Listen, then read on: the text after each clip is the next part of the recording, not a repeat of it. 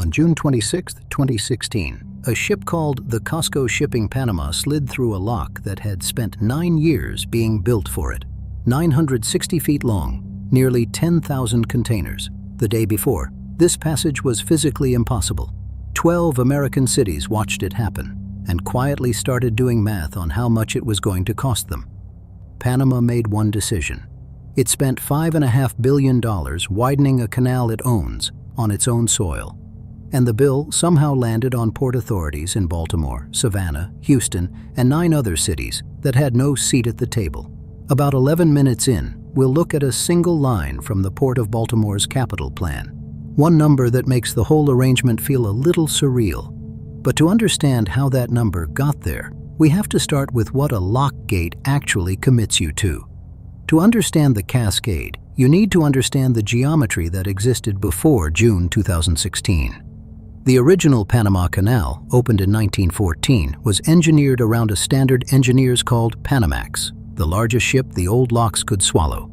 Those ships maxed out at 13 container rows wide and roughly 5,000 standard containers.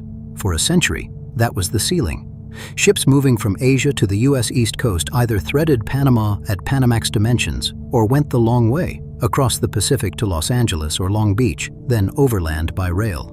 The all-water route through Panama was convenient. It just couldn't handle the giants the world was starting to build. By the 2000s, container ships had simply outgrown the old ceiling. The ultra-large vessels major carriers were ordering, 15,000, 20,000 containers, couldn't use Panama at all. They went around. The canal was becoming a bottleneck the global fleet was actively routing away from, and Panama knew it. In 2006, Panamanian voters approved a referendum to build a third lane of locks. Price tag, $5.25 billion. The reward? Ships carrying nearly twice the cargo of old Panamax.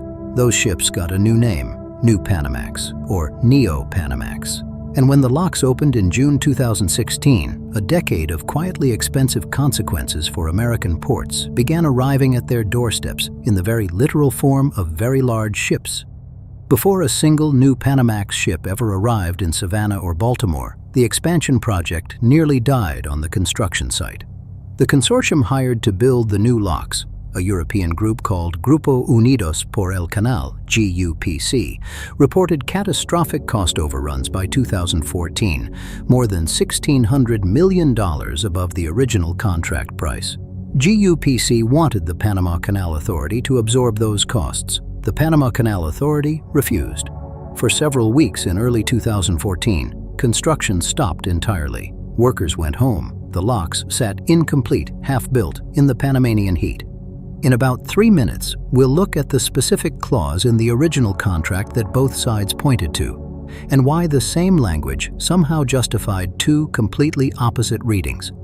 The dispute was eventually resolved through insurance payouts, restructured financing, and what multiple accounts describe as a settlement that neither side fully publicized, which is itself a telling detail. The Panama Canal Authority absorbed some fraction of the overruns. GUPC resumed construction, but the episode had exposed something. The expansion had been priced on optimistic assumptions about concrete costs and soil conditions, and when those assumptions cracked, nobody had a clean answer for who was actually on the hook until the project was already too far along to walk away from. David Diaz, writing for the journal Engineering Project Organization in 2018, documented the project as a case study in contract risk allocation, specifically how fixed-price contracts for mega infrastructure routinely underprice geological uncertainty. The canal got built. It arrived 2 years late and meaningfully over budget.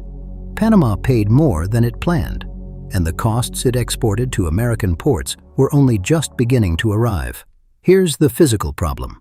A new Panamax ship, fully loaded, draws about 50 feet of water below the waterline. The harbor bottom needs to be at least that deep, and port engineers want a safety margin on top of that. The old Panamax ships drew around 39 feet. Most U.S. East Coast ports had been dredged to handle exactly that, not 50 feet, not anywhere close to 50 feet.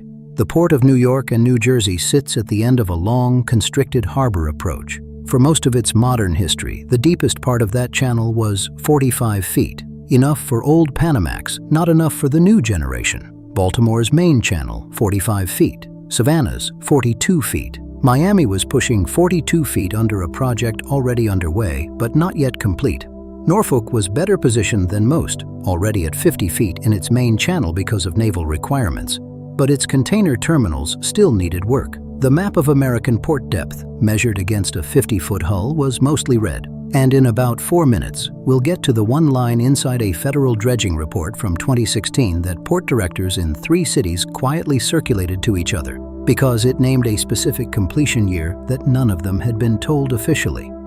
The Army Corps of Engineers, which controls dredging authorization and much of its funding for commercial harbors, became the central bureaucratic actor in a story the ports were trying to sprint through. Dredging to 50 feet isn't just expensive, it's slow in a way that feels almost biological. Environmental review, sediment disposal, contractor procurement, then the actual mechanical work of moving the seabed. The Savannah Harbor Expansion Project, deepening the channel from 42 to 47 feet, was authorized in 1999. It didn't finish until 2022. The Port of New York and New Jersey's deepening to 50 feet completed in 2016, almost exactly when the canal opened. But only because work had started years earlier, a bet placed before the outcome was certain. When the canal opened, the ports that weren't ready faced a stark choice: turn away the largest ships entirely, or accept them below full load, paying the costs of a deep draft vessel while getting the economics of a shallow one. Neither option was free, and the ships were already on the water. And here's where it gets stranger. The ports weren't just racing to serve ships, they were racing each other. Because a new Panamax vessel calling at Savannah instead of Charleston, or Baltimore instead of Philadelphia, wasn't just a win for one port. It was a compounding advantage with a long tail. The carrier that routes through your harbor next month is more likely to come back. The distribution infrastructure, warehouses, rail connections, trucking patterns, builds up around wherever ships actually go. Being 2 years behind on your dredging project doesn't just mean you miss a ship. It potentially means you hand a decade of cargo volume to the port that finished first. Georgia moved aggressively. The Georgia Ports Authority partnered with the Army Corps and the state government to accelerate the Savannah project, and by the time the channel reached 47 feet, Savannah had become the fastest-growing container port in the United States by volume. Lloyd's List named the Port of Savannah among the most significant ports of the decade, citing specifically that its harbor deepening correlated with a dramatic shift in carrier routing decisions. The numbers confirm it. In the 5 years following the canal expansion, Savannah's container volume grew by roughly 60%. That's not organic growth. That's a city winning a race it understood it was running. Miami, which had spent years and hundreds of millions deepening its harbor in direct anticipation of the expanded canal, branded itself aggressively as the closest deep-water port to the Panama Canal on the East Coast. That's technically true. 12 days steam from Cristobal to Miami versus 14 to Savannah or 18 to New York. For perishables and time-sensitive freight, those extra days aren't a rounding error. They're the difference between a contract won and a contract lost. Baltimore was in a more complicated position. Its channel was deep enough for partial operations, but the Howard Street Rail Tunnel, the connection between the port and the national rail network, had clearance restrictions that blocked double-stack container trains from moving through it. A deep harbor helps nothing if you can't move the boxes inland. Maryland and the federal government eventually funded a tunnel improvement project that opened in 2022. Completing what was effectively a 2-part infrastructure response to a single decision made in Panama City.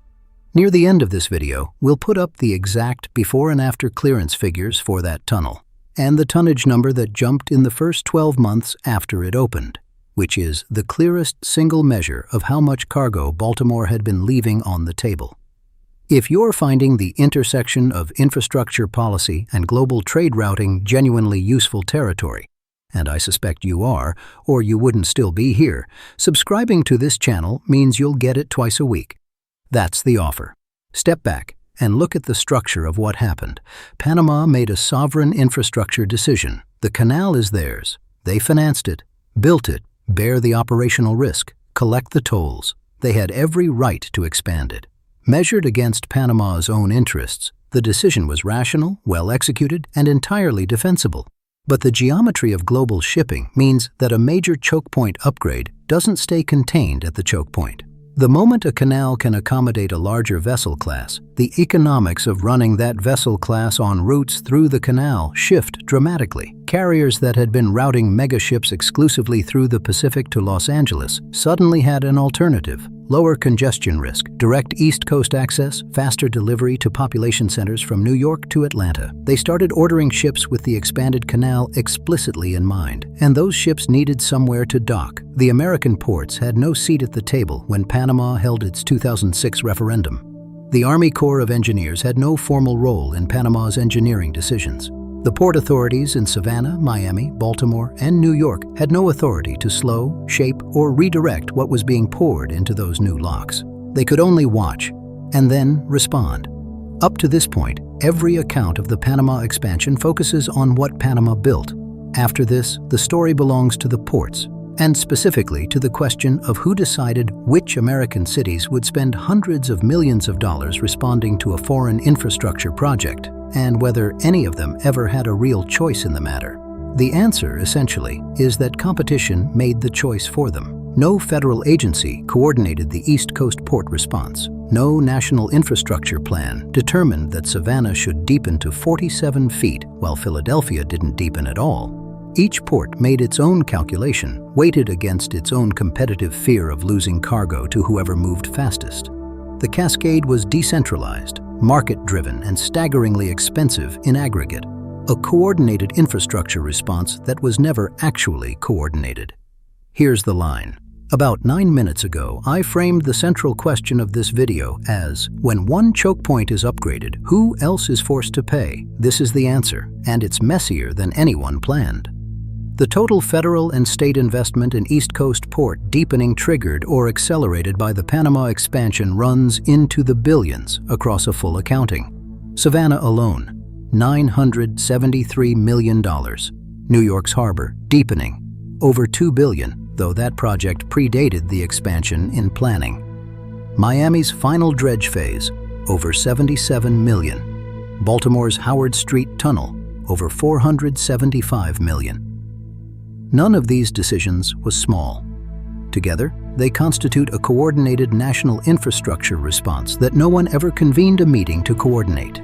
What the Panama Canal expansion exposed is a structural feature of how global trade infrastructure actually works.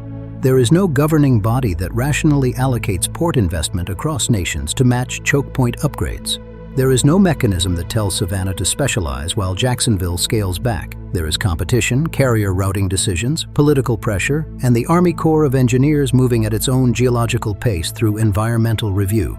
The outcome is that a rational, well-executed infrastructure decision in a small Central American country became a mandatory, multi-billion-dollar spending event for a dozen American cities, mediated entirely by market forces and the physical geometry of ships. The ships keep getting bigger. There are vessels on order right now that won't fit even the expanded Panama Canal, ships that will go around Africa entirely, or wait for whatever choke point expands next. When it does, the dynamic plays out again. Different cities, different harbors, same geometry. Somebody else will be holding the bill, and they won't have had a vote. The next video in this series looks at the one port that has already started deepening its channel for that generation of ships, and the internal feasibility study puts the first arrival date at 2031. If this got you, the next episode on this channel is about why the Suez Canal and Panama Canal are locked in a structural rivalry that reshapes which ocean wins every time fuel prices move.